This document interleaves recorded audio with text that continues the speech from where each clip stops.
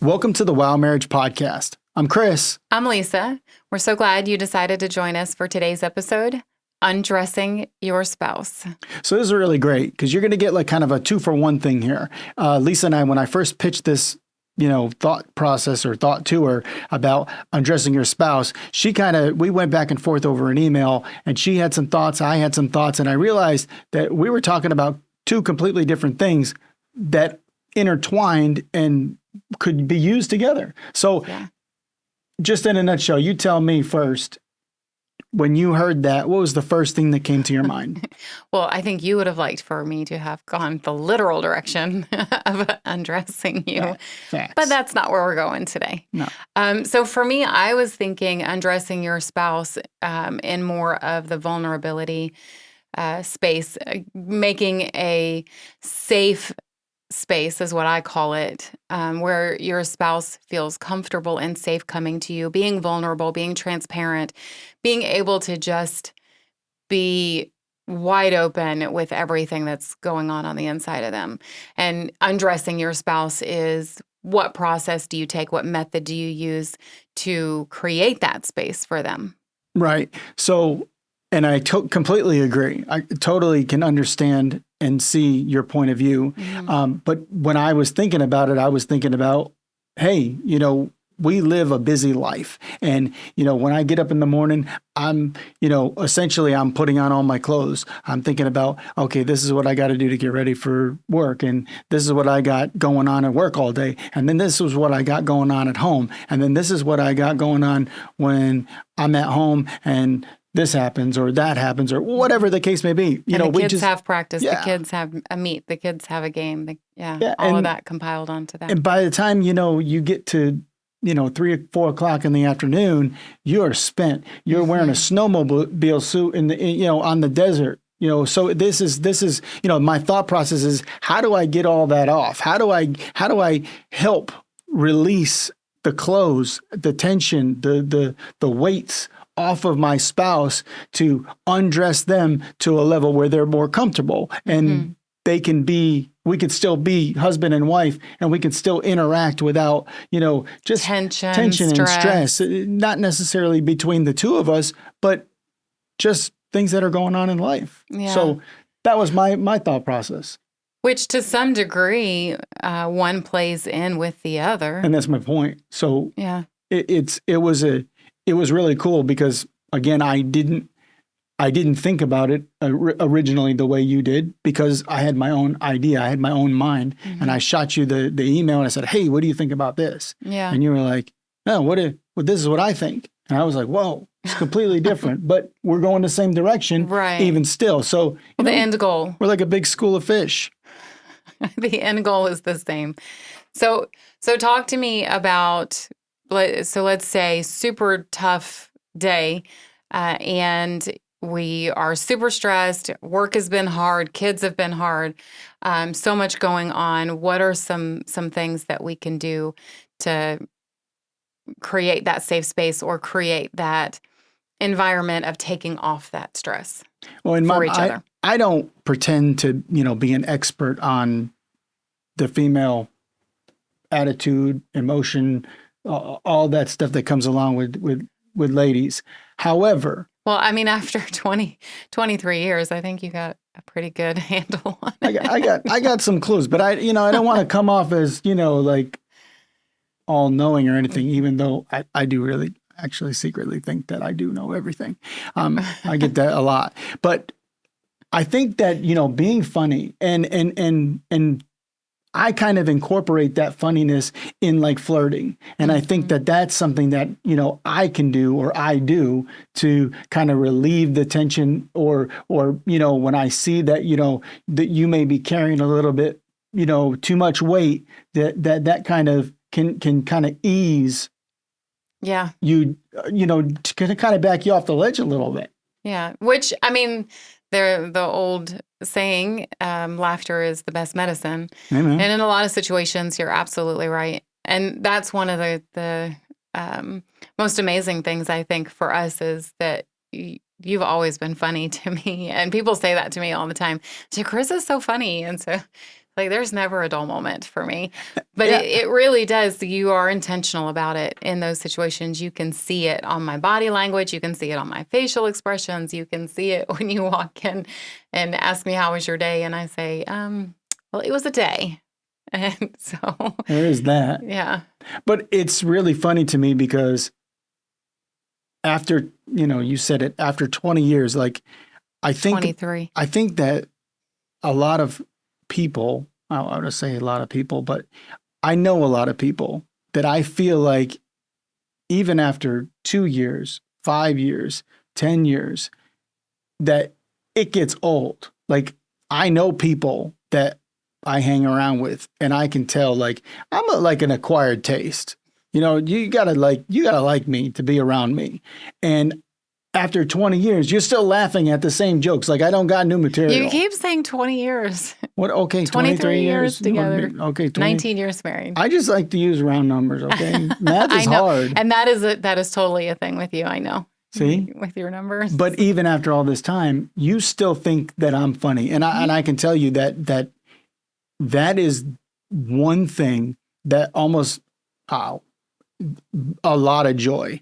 I know what true joy feels like. And I can feel that when I watch Lisa laugh. Like that is something that, I cherish. I love watching you laugh. Even if you're laughing at, me or my jokes or whatever, there's just a thing about having known that I made that impact on your life in the way you feel in that moment. It doesn't always mean that, you were feeling horrible and now you feel great. We could be having just a conversation, feeling great about everything. And I do something or whatever, and you laugh, and that brings me a lot of joy. So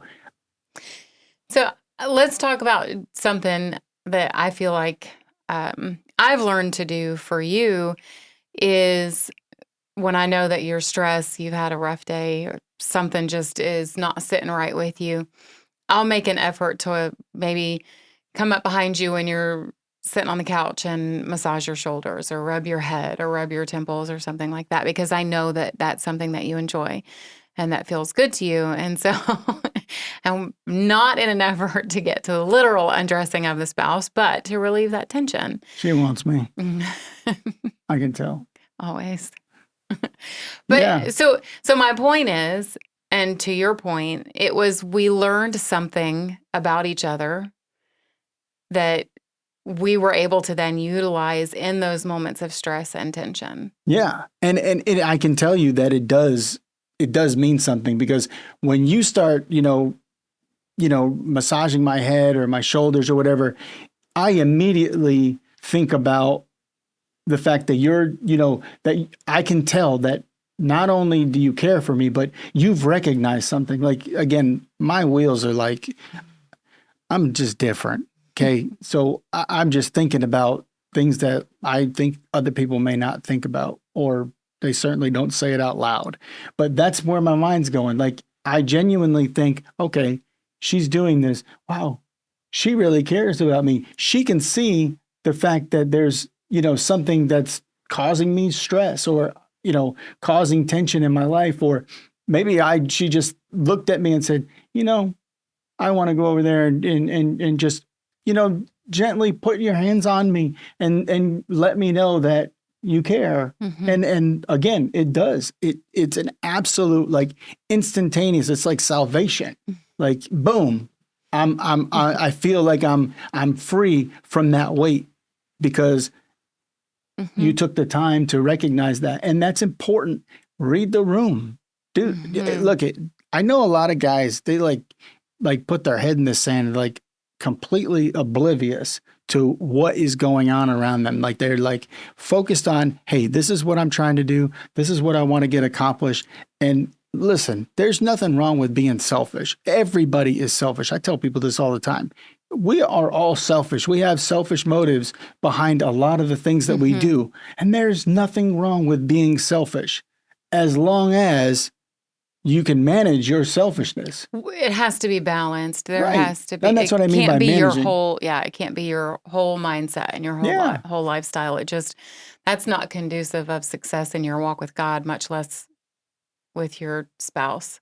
Yeah, So absolutely. And you kind of brought up another point about laughter and how it is like medicine to the soul. Like there's nothing, that laughter, can't lighten a mood, can't, bring happiness or joy or, just a better feeling Sure. to any situation. And I mean, again, there are obviously times where you don't want to be making a big joke, like I don't want to say anything right now because it will probably be offensive, but I know that there are times to know that, hey, this is not the Yeah. time. But But even in those moments, there is something that you could do. So in a public setting, and it may be inappropriate to make a joke or try to create laughter or cause, I don't want to say cause a scene, but ultimately that's what it could eventually or I'm not gonna cause essentially a be scene. it could do. But even in those moments where it's you're surrounded by people and it's just not the right time to make a joke and make me laugh. So what's something that someone could do in that type of a situation or environment? Well, to be honest, I mean, we kind of did cover it in some of the other things that we talked about, but I think your gratefulness, I think that your ability to recognize the importance of something or someone else in your life. Again, I know this is a marriage podcast and we're talking about your spouse, but this would apply to anything, in your life. But specifically, your gratefulness to your spouse and publicly showing that and executing anything that shows that you are, aware Mm-hmm. will go a long, long way. Because there's no look, everybody wants to feel important. Mm-hmm. Everybody wants to feel appreciated and loved.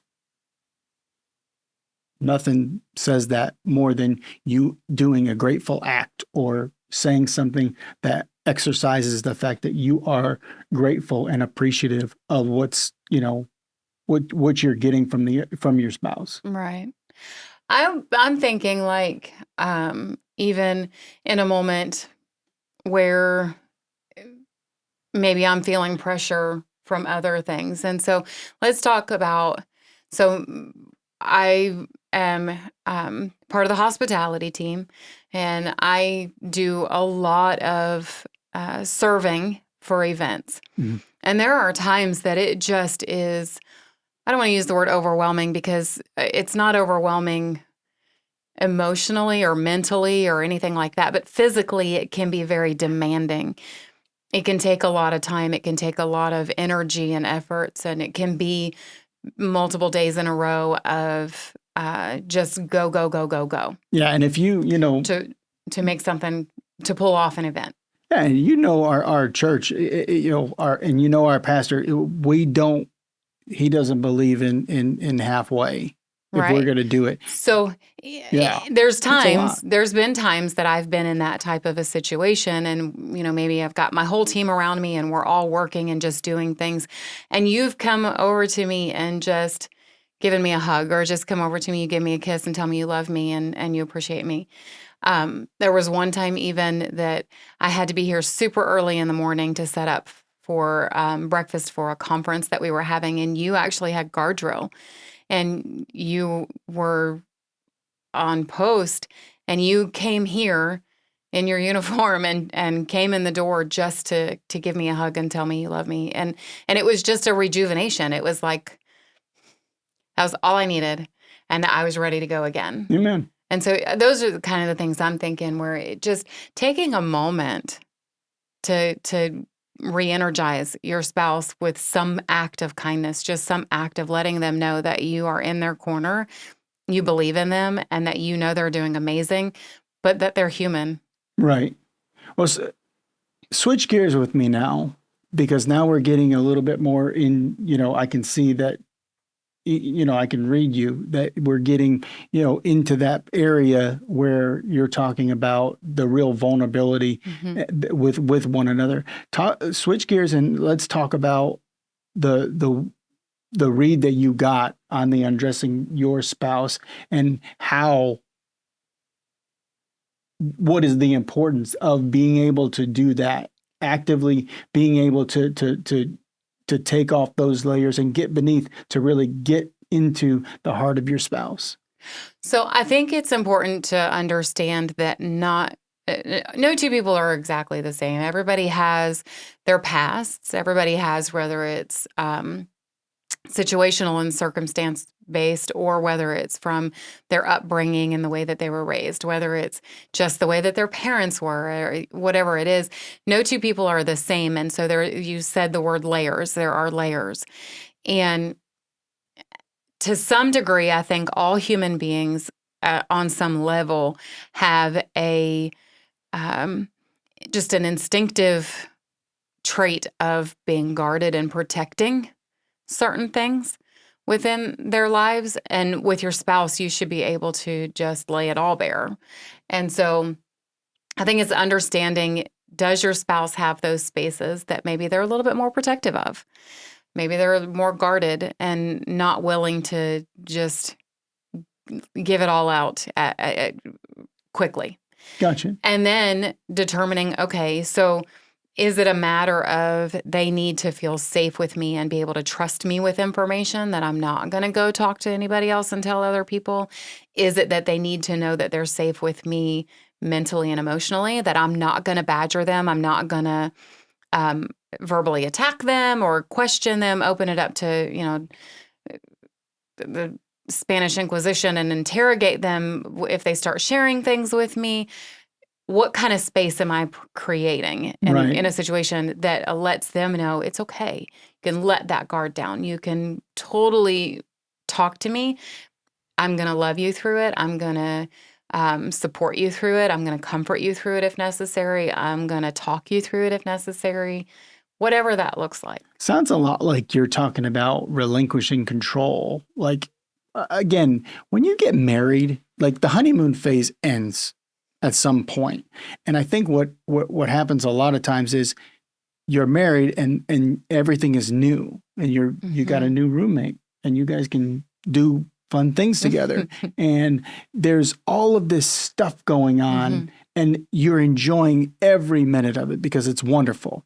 And then all of a sudden you start realizing that that other person has some habits, living habits and, ways of doing things. And I don't want to say just skeletons. Even mindsets. Yeah, I want to say like skeletons in the closet or something like that. But there's things that they do, and they may not be willing to necessarily relinquish control all the way or give you the keys to speak into that to unlock that door. Yeah, and it can be difficult.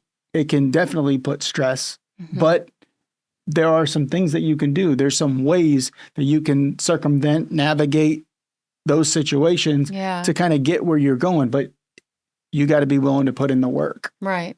And the time has to be worth the investment. You know what I mean? Yeah.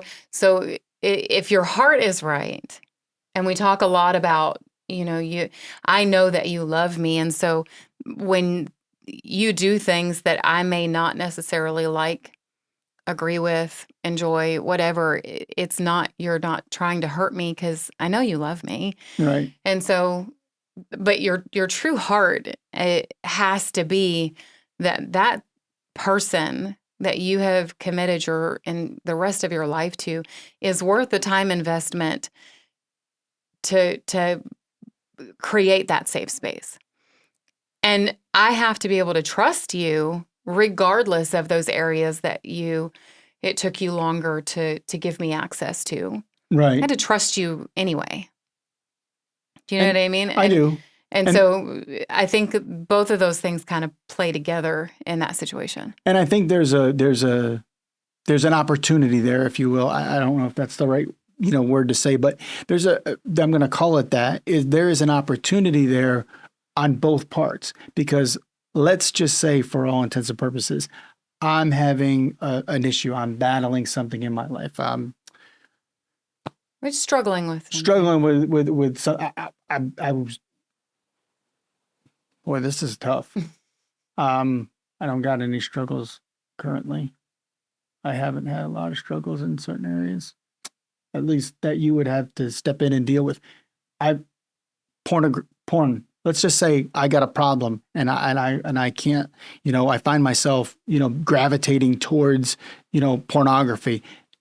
This opportunity for me to come to you and ask you to intervene on my part is an absolute quickest avenue for the devil to come in and say, look what your husband's doing. Look what he's involved in. Look what he's looking at and thinking about. Maybe he's thinking about you. Or, when he's making love to you, he's thinking about stop. Right. As a woman, I have to guard my mind and make sure that I'm taking captive those thoughts and that I'm putting on my armor of God. Right. So I'm giving you access to something, but at the same time, you have to take advantage of the access and recognize it for what it is. This is a chance for you to show me how much you love and support me. It is an opportunity for you to get offended, aggravated, irritated, emotional. Believe me. Well, and it's okay too. I think it's important to say it's okay too if the moment like that arises. It's okay to say, you know what, babe, I love you so, so much, and I want to support you through this. I need you to give me just a minute. And for me to walk away and go to my prayer closet.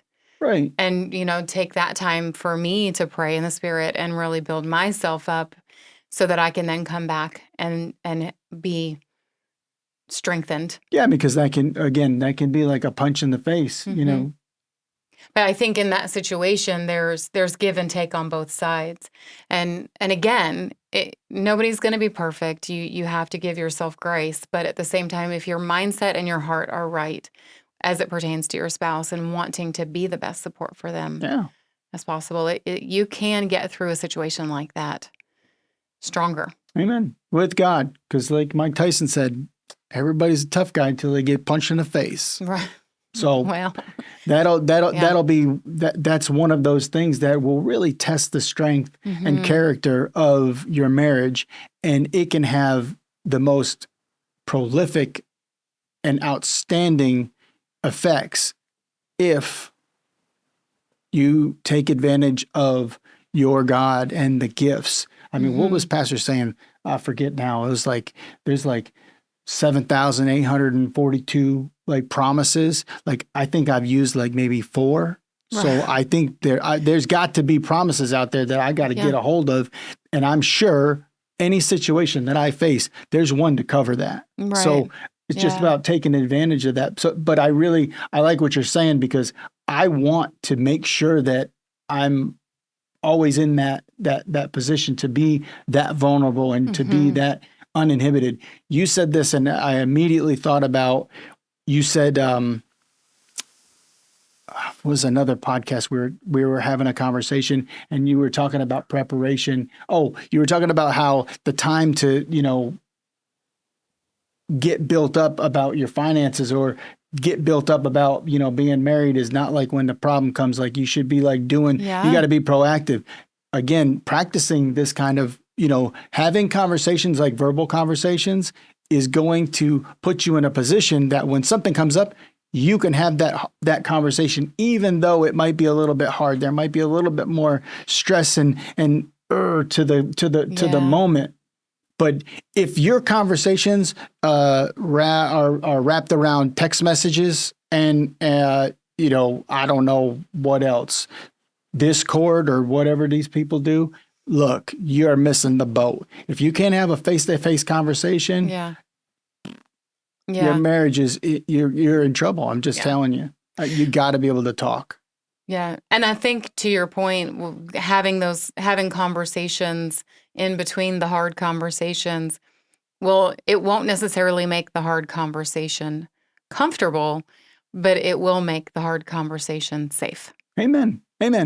So I know that we're about out of time. I just want to ask one more thing. So when in this alignment of undressing your spouse, do you feel that, I know that you said, you've mentioned the things that you think that I'm good at, but overall, just your idea for guys, is there something that guys do or don't do or maybe should do or be more aware of or be more conscious of when it comes to, because I know this goes both ways and I've given some insight about, what I think about ladies, women. Do you have any thoughts on, what?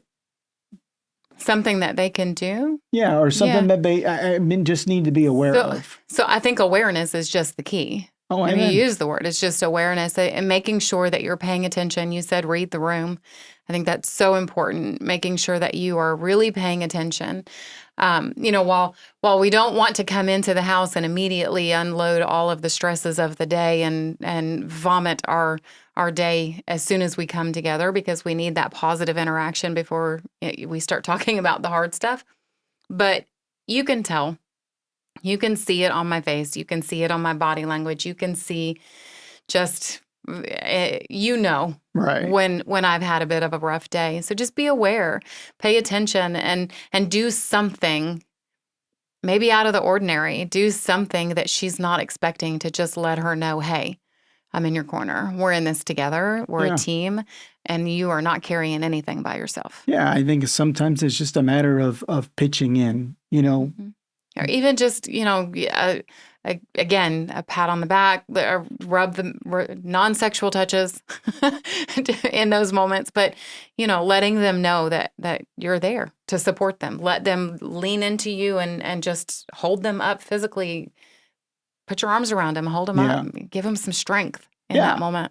And again, it'll go such a long way. I think that, some of these things, they seem small, they seem simple, but getting to the point where you are completely naked and you're able to, again, whether you're talking about the getting down to the level of intimacy that Lisa was conveying, or you're talking about, just unburdening the stress from the day, just the all the stuff going on. Either way, we're talking about, getting it all works. Yeah. Yeah. Well, thank you for joining us for today's episode, Undress Your Spouse. We hope that you enjoyed it. Make sure you check out our Facebook page, like and subscribe to our YouTube channel. Make sure you check out our Instagram.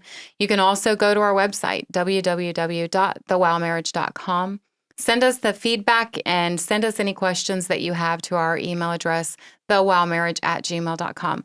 We may respond to you via email. We may turn it into a podcast episode, or we may address it at the end of a podcast that we're already doing. So we can't wait to see you guys again next time.